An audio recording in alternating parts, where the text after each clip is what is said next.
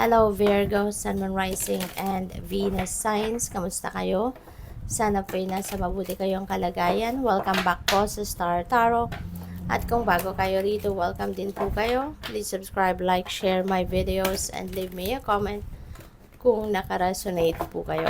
Thank you. Tignan natin ang mga energies and the messages, no? Para sa'yo ngayon, we have the Four of Summer. Your responsibilities may distract you from noticing all the gifts that God is presenting you. Be open to investigating opportunities that come your way. Kasi siguro na baka overwhelming, no? Yung responsibilities, yung duties mo sa trabaho, sa pamilya, yung ganon. Kaya, nandoon yung focus mo. Nandoon lang yung attention mo. At yung mga opportunities na ino-offer ng universe para sa'yo, parang hindi mo na yan napapansin. Because you are overly focused on kung ano yung daily grind mo, siguro, no, Virgo.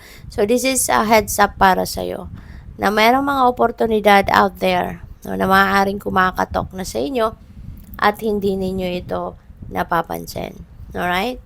So, parang heads up lang ito sa'yo, no, na bigyan mo ng panahon ito. Bigyan mo ng pansin. We also have the Seven of Winter. Mag-iingat kayo. This is a warning para sa'yo. Okay? Kasi maaari na meron ditong mga tao sa paligid ninyo that are liar, cheater, and stealer. Okay? Na po pwedeng, alam mo yun, nagbabantay lang. Diba? Nang kung kailan ka mabudol, kailan ka manakawan, kung kailan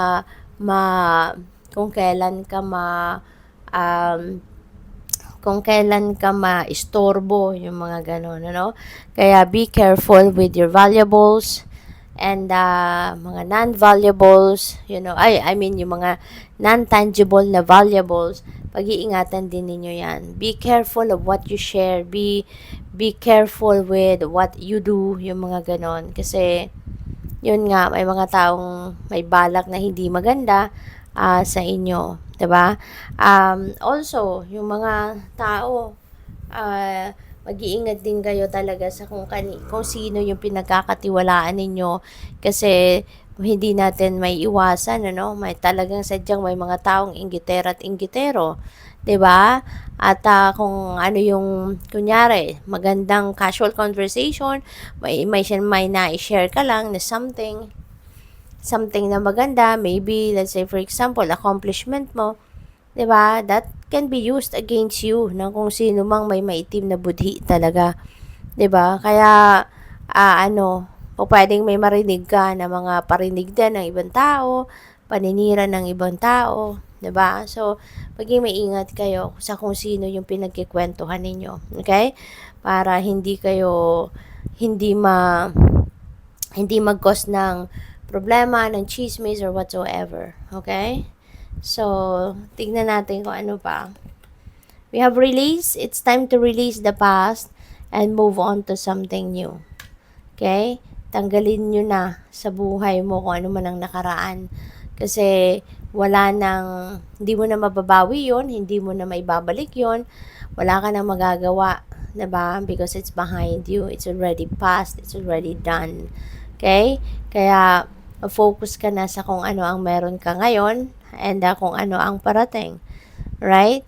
Kasi kapag patuloy ka pa rin, no, na naka-attach doon sa inyong nakaraan, 'di ba? Parang in a way, parang nirarab mo yung sarili mo of the attention, of the time, 'di ba? And of energy na sana yun ang binubuhos mo na sa kung ano ang meron kayo sa ngayon, 'di ba?